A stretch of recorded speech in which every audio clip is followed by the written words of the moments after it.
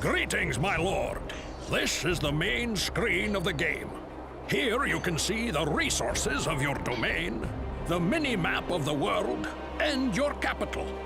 From here you can also open the research window, the spell book, enter your capital, and command your troops.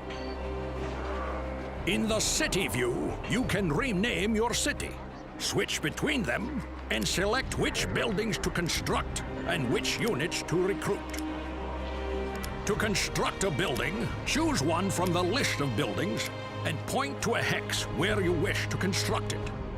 Remember that you may construct buildings only inside your city's boundaries, and that construction is possible only if you have enough resources, sufficient population, and a suitable free hex.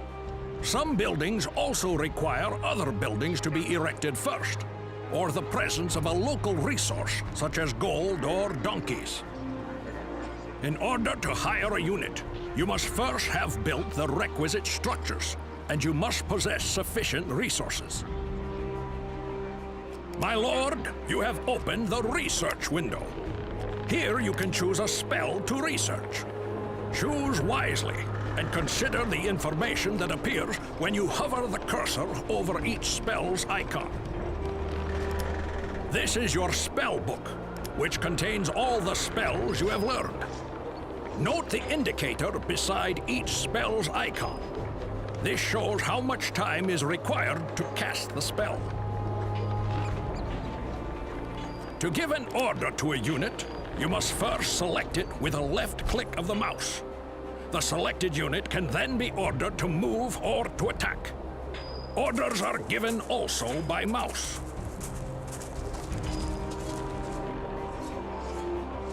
You may finish your turn by pressing the End Turn button at the bottom of the screen, or simply by pressing the Enter key. The number of hexes a unit can travel in a turn depends on the movement type of the unit, its number of movement points, and the terrain type over which it is traveling. Flying units may cross almost any terrain without hindrance. Most land-bound units can cross the seas on ships, provided you have built a harbor in one of your cities. If a unit has spent all of its movement points, it cannot move further or attack that turn. Note that attacking uses up all remaining movement points. In order to attack an enemy, your unit must be within striking distance. When you move your mouse cursor over a potential target, the battle prediction window will display. This allows you to consider the probable outcome of the attack.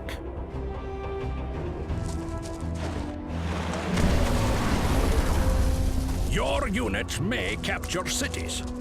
To capture a city, you must defeat any unit in the city's castle, defeat the castle itself, and then enter it with one of your units.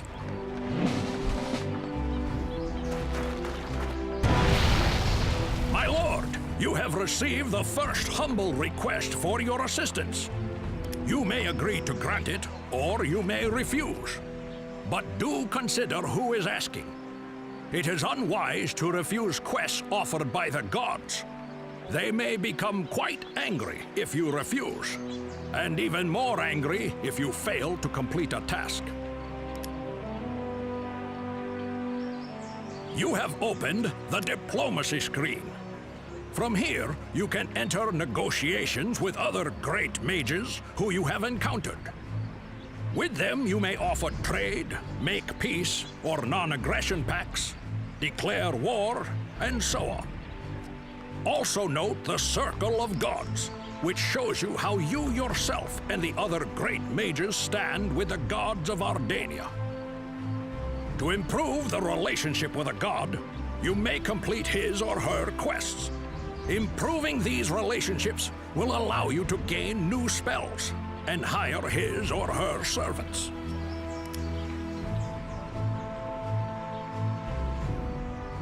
Your units can explore new territories, raise enemy buildings in the lairs of terrifying monsters, and gather loot from lost trade caravans and wrecked trade ships.